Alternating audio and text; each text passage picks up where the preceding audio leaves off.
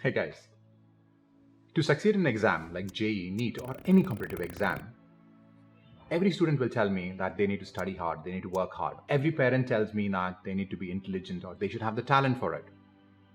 But very few tell me that, or very few people acknowledge that they need deliberate practice to succeed in these exams.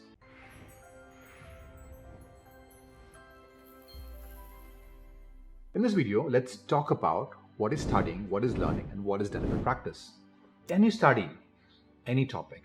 Maybe study physics, chemistry, biology, or you learn a cycle, learn to ride a cycle, learn to drive a car, learn to play cricket, learn to play chess. You're acquiring the knowledge for the very first time.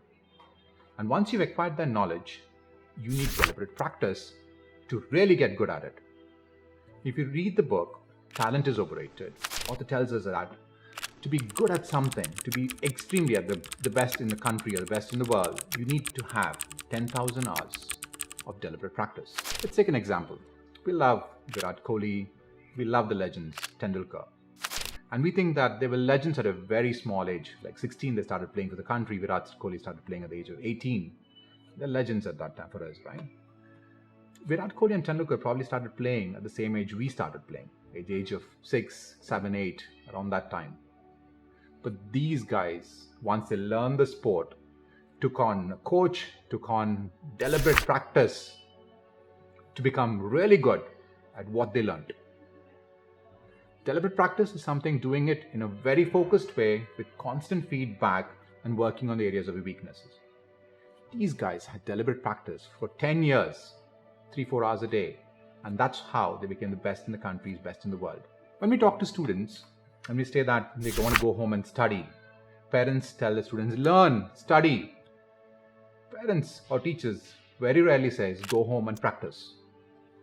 Learning or studying should happen in the classroom.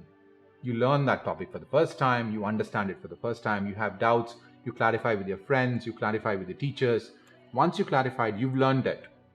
What you need to go home and do is practice the problem solved in the classroom, and you do it in a very focused way with feedback. You get the feedback from the teachers the next day and clarify doubts with the teachers the next day, and that's what's deliberate practice it. You in a very focused way. Students who clear JEE, NEET, any other competitive exams need to think about themselves as an athlete who have learned the sport and now they're doing deliberate practice to get good at that subject, good at that exam. That's the very first thing. The second thing you need to understand is that as you start practicing, you will not be at your peak performance in the very first go. You are going to be like a rose that is blooming up. A rose doesn't bloom into a full rose in one go. It just is a bud, and its slowly opens up, and finally it blooms into a full rose, and it's in its full beauty after a couple of days. So same thing with you. If you're a cricket player, the more matches you play, the better your performance will get.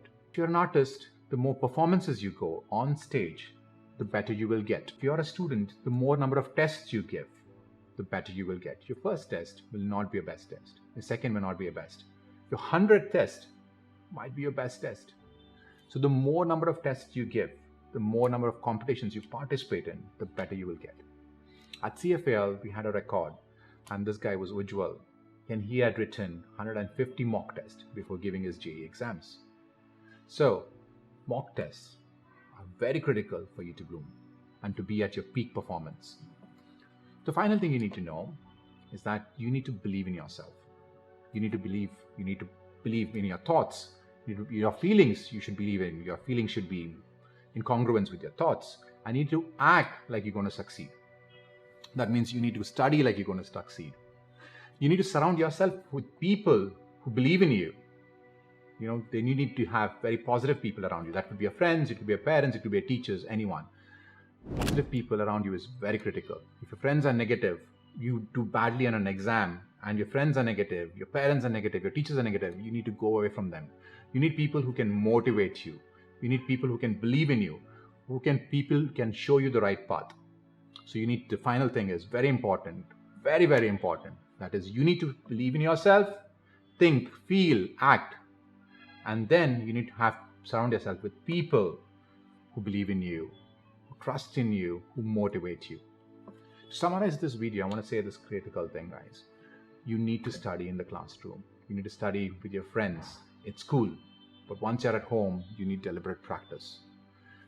And your deliberate practice should come when your energy levels are at the peak. Second thing I have to tell you is that you'll be like a rose that is blooming. Your first performance, your first test will not be your best test. So you need to give hundreds, or like say at least 100 tests before you are at your peak performance. The final thing, you need to believe, you need to think, you need to act, and you need to feel that you're going to succeed. And you need to surround yourself with people who believe in you, who motivate you, and who think that you will succeed. This is critical for you to succeed in any competitive exams. Thank you.